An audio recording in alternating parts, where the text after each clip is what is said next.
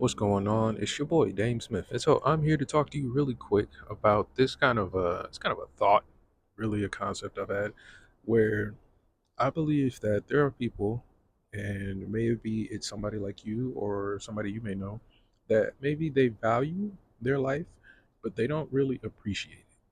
Now, that may, be confusing to some people, but here's what I mean by that. Some people won't risk a lot of things that are comfortable for them. Like you won't risk, of course, like a roof over your head, maybe like a loved one, money, your PlayStation, your car, things like that, right? But if it was worth your life, would you do it? And it's really something that I wasn't really understanding until somebody posed it in a fitness related context. And they basically said most people are either running from pain or walking towards comfort. And either way, you can find one or two of those things to either motivate you to do more in the gym, eat better, or it can scare you to get into the gym and eat better.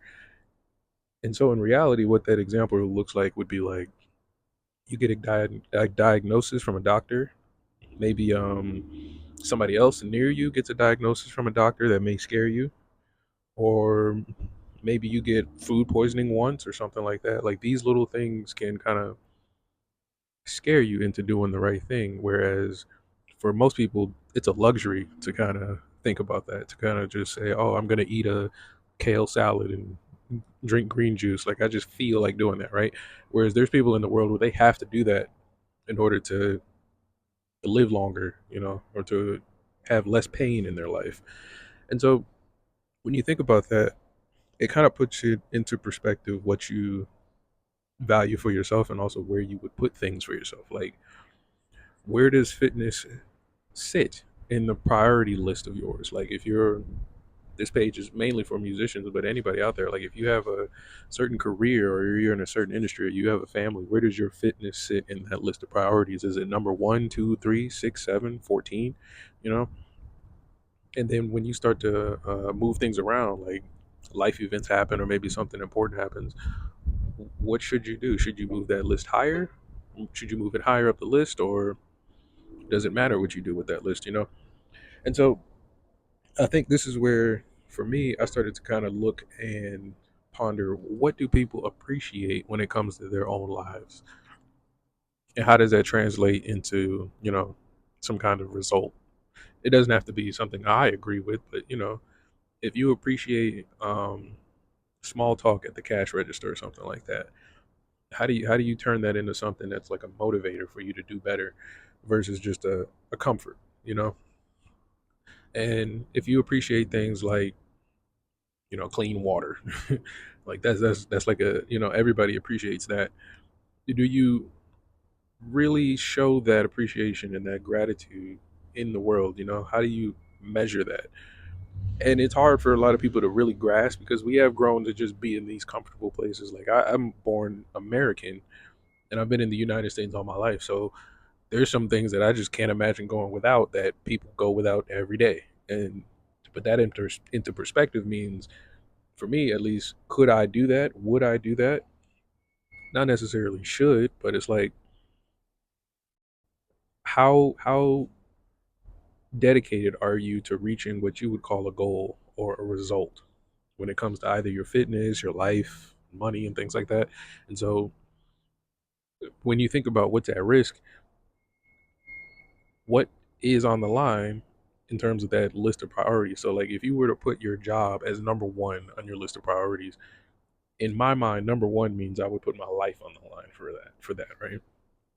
So then if it's number two, what comes next, right? Maybe not my life, but everything I own, you know? The number three would be like maybe not everything I own, but like uh I might burn a bridge. There's what levels and ways you can think about this, but how do you really measure and quantify your appreciation for the life that you live, for the lifestyle you live, rather? Not the life, it's kind of like too extreme, but the lifestyle. Like I think about that sometimes with like some of the luxuries, like having cooked food versus frozen food. That's like a first world problem. You know, that's a very very light issue. But then there's people out there who are like, man, could I walk with a cane today or not? Can I get out of bed with or without pain? You know, there's certain things that you got to think about that kind of really really affect your life, that take up mind or mental energy. So that's what I mean by like appreciating it, like taking a moment to kind of sit back and say, all right, I'm gonna spend my energy this way instead of the way I normally spend my energy because it's comfortable. I'm gonna actually take the time to show appreciation to somebody who's, you know, nice to me or to myself or whatever it is, you know. And this is honestly something that permeates throughout everything, I guess you could say. It's not really just fitness. You can see this in relationships, money. Like if you're, you know, if you're with somebody and you've been with them for a long time, you got to really ask yourself, how are you benefiting being with them? You know, how are you helping them be better and improving their life or their lifestyle or their experience in life?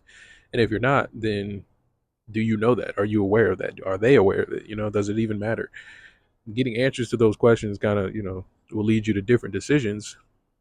And then when it comes to money, it's like, are you taking the time to pay yourself? Like, you work hard every day, you pay your taxes, you know, pay your bills, but are you really taking care of yourself with the things that you've earned, with the resources you've earned? Because it doesn't have to be just money. It can be like you work a job and you get benefits, but are you booking the appointments and things like that? Are you making sure you're getting all the value out of the benefits you get from your job or from your corporation? Like they could have, you know, free smoothies downstairs and you're not taking advantage, you know? That's good for you. But these are cool little things I think about all the time. And it's only really piqued my interest because I started to think about changing certain goals, like not really changing them to different ones, but really honing them in and getting really specific. And it started to really get the gears turning on what steps it takes to get there. So I'll give you an example. Like I want to be a certain body fat percentage by the summer. And that's going to take like very intentional nutritional steps and very intentional steps when it comes to my sleep, very intentional steps when it comes to my workout intensity. Not that I'm just in the gym, but that I'm actually like getting shit done in the gym, you know, making sure I'm lifting heavy, or if I'm doing home workouts and calisthenics, that I'm actually pushing myself hard enough, right? So that's the key. And then when I figured that out, I was like, okay, cool. I think I can do that. I think I can kind of let go of the deadline or the timeline and really like hone in on the steps it takes to get there. And then I think I can just get there if I just focus on making sure I'm doing the right thing every day. And you know, it's something, like I said, if I really didn't appreciate the benefit of the steps it takes for me to get to a certain body fat percentage, then I would try to find the easy way out. I would try to find ways to avoid these steps that I didn't appreciate. Meaning like I would probably do like some, I don't know, some like tea diet or try to cut out bread or something like that. Maybe try to I don't know, work out every day doing like 1,000 mile runs every day or something like that.